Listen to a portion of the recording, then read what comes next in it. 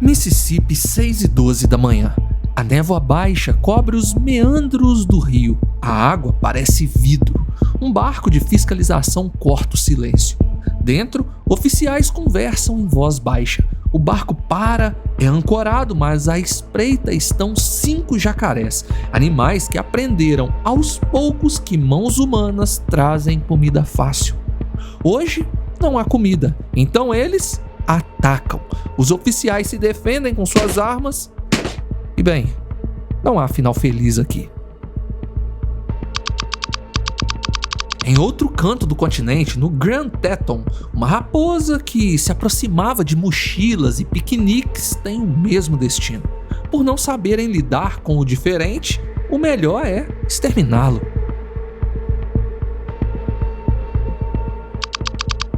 No Alasca, um alce condicionado por vídeos e likes recebe a sentença depois de acostumar-se a petiscos. Ao procurar por comida e não receber, ataca um humano e encontra seu fim. No Parque Nacional Banff, no Canadá, um lobo habituado a acampamentos é abatido por questão de segurança, segundo a administração do local. Em Quebec, a centenas de quilômetros ao sul do habitat natural, um urso polar aparece, faminto e sem medo. E o que acontece? A polícia age. E, como sempre, a pergunta explode na internet. Por que os animais são sacrificados se apenas procuram por comida em locais ocupados por seres humanos ou sustentado por maus hábitos que os seres humanos os condicionaram? Deixe seu like, se inscreva no canal, é apenas um clique totalmente de graça e nos ajuda muito. Agora, vamos ao vídeo.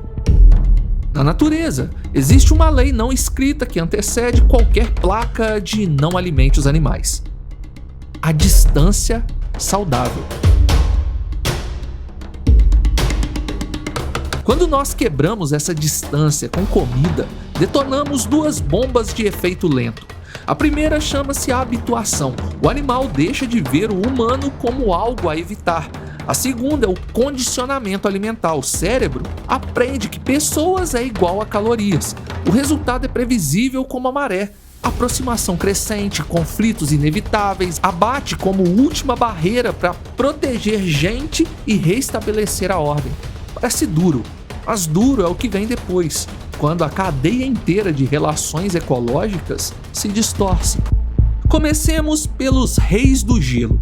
Ursos polares não são caricaturas brancas de comercial de refrigerante. São estrategistas de energia. O corpo deles é um acordo milenar com o Ártico.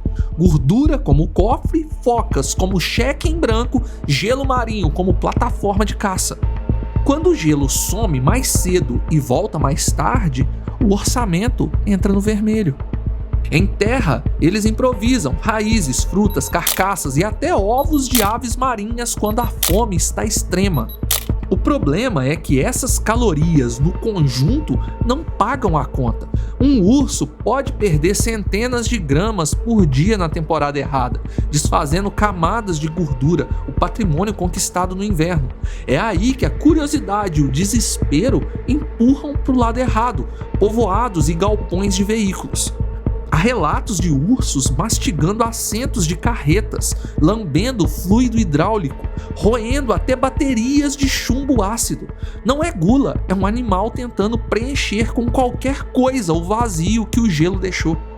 Agora ligue isso ao impulso humano de ajudar.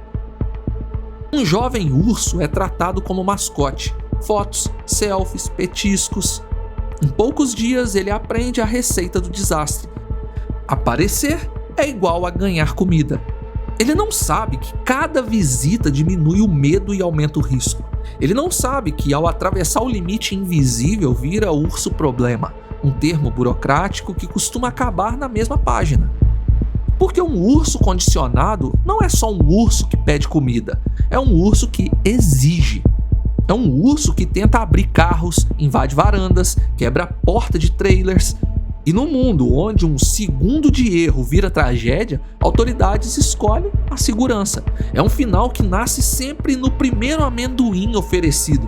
Mais cedo ou mais tarde, o urso será abatido por um limite que ele foi ensinado a quebrar.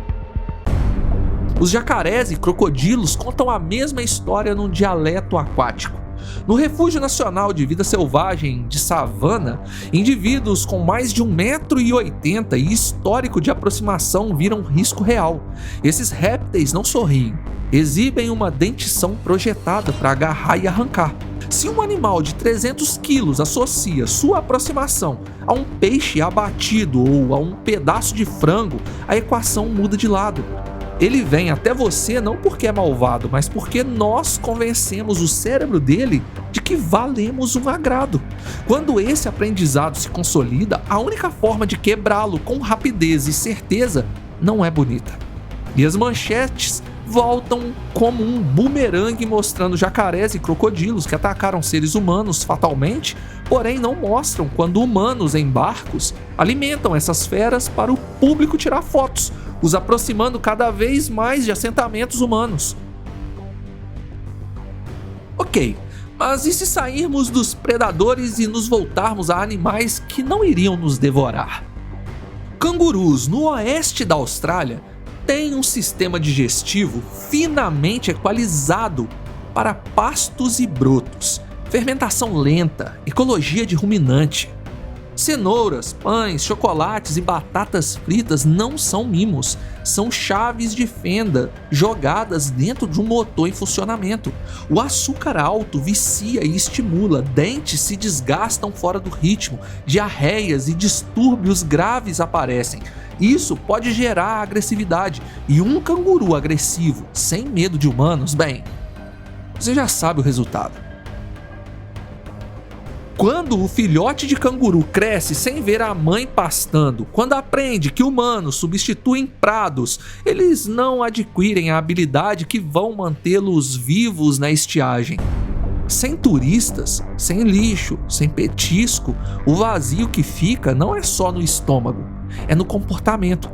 Irão buscar por nós, invadindo casas e mais uma vez ultrapassando um limite que eles desconhecem. Ah, mas o pão é inofensivo. Alguém pode insistir nessa afirmação. Para cervos, o inverno é um ritual de desacelerar. Metabolismo baixa, atividade reduz, cada grama de gordura é guardada como uma joia. Carboidrato refinado, como pães inofensivos, por exemplo, interfere nesse freio biológico. O corpo continua acelerado quando deveria poupar. Resultado? Fome no pico do frio, corridas desnecessárias, gastos que não se repõem. Some-se a isso outra engrenagem brutal. Acostumados a recolher guloseimas perto de casas e estradas, cervos passam mais tempo onde nunca deveriam. Os atropelamentos sobem, o que começou em um jardim termina em um acostamento. Voltando para os carnívoros, existe um inimigo silencioso escondido no intestino. Ursos que migram para a dieta humana revirando lixos, comendo restos de piquenique, rações e até docinhos, perdem diversidade microbiana. Quando voltam para o natural, o estômago não lê mais as fibras com a mesma fluência. A flora intestinal desaparece por semanas, podendo causar baixo peso e até mesmo a morte. Outro efeito colateral é o tempo e tamanho. Ursos em dieta natural passam longas jornadas explorando, farejando, vasculhando. Ursos de lixão e acampamentos gastam menos horas em busca, se mexem menos e ganham mais peso. Não é exatamente obesidade como enfermidade igual à nossa. Seus corpos lidam melhor com gorduras, verdade, mas a equação social piora. Veja, um macho mediano de 180 quilos vira um de 220. Mais massa, mais coragem, mais alavanca para empurrar portas. Some-se a isso um dado alarmante: ursos que dependem de comida humana e hibernam menos. Algumas populações registram até 42 dias a menos de sono profundo, envelhecem mais rápido, e velhice acelerada na natureza cobra com juros, e esses juros são menos dias de vida. No outro extremo da fama estão os pequenos vilões involuntários. Esquilos são fofos até morderem, e mordem muito em áreas onde pessoas oferecem comida nas mãos. No Grand Canyon Eles acumulam o currículo de mais incidentes do que qualquer outro animal do parque. O risco de se adquirir raiva é baixo, porém é real. Mas o pior é as bactérias que podem se infiltrar no organismo humano e causar uma infecção generalizada em apenas 72 horas. Mas lobos não atacam pessoas, certo? Lobos saudáveis e não condicionados evitam humanos como regra. Mas lobos que aprendem que acampamentos significam restos de ossos, que latas e sacos deixam perfume de comida e que um pequeno cãozinho levado para um acampamento é igual a um lanche fácil, não se engane, eles irão se aproximar e irão atacar. Quanto mais se aproximam, mais confiam nessa fonte. E quando um lobo perde o medo, a margem de erro humana, como um descuido com uma criança, por exemplo, vira risco inaceitável. A política de muitos parques é clara: antes um abate do que um acidente fatal. O mesmo vale para os dingos na Austrália. Em ambos os casos, o primeiro lanche é o primeiro prego no caixão. Mas eu só queria ver de perto, eu só queria tirar uma foto. Esse é o problema. A foto perfeita tem custo invisível. Um urso que recebe uma maçã hoje vai tentar uma mochila amanhã, um carro depois de amanhã e uma casa logo depois. Um cervo que lambe a sua mão hoje vai atravessar uma avenida movimentada por outro pedaço de pão na semana que vem. Um jacaré que vem quando você subia com uma coxa de frango nas mãos vai vir também quando uma pessoa corre na margem do rio, porque o cérebro dele aprende sua própria lógica. E ao contrário da nossa timeline, a natureza não tem botão de desfazer. Agora amplia a lente. Não é só sobre o bicho X ou Y. Não é sobre nunca mais poder acampar ou de não ir a um safari e ver os animais em seu ambiente natural. A questão é simples: o respeito à distância, ou melhor, a distância segura para ambas as espécies.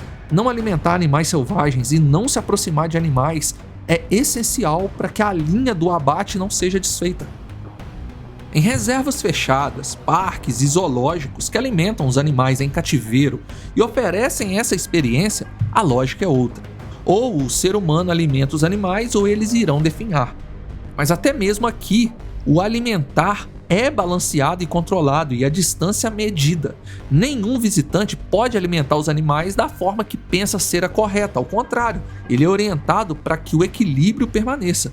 No meio do caminho surge uma tentação moderna. Se o problema é fome dos animais durante a estiagem ou quando o gelo está menor, por que não criar um programa de alimentação assistida?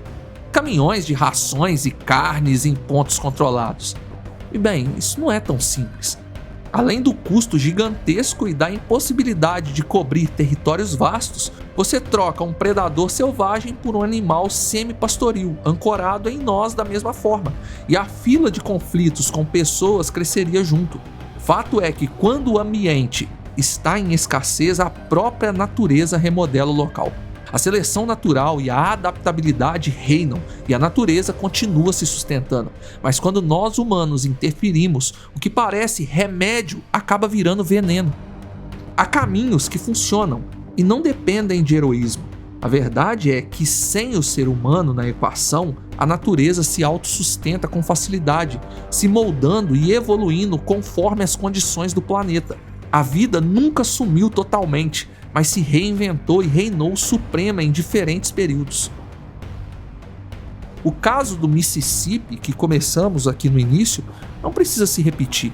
O segredo é aceitar que o verdadeiro carinho pela vida selvagem não se mede pela quantidade de selfies, e sim pela distância, silêncio e respeito.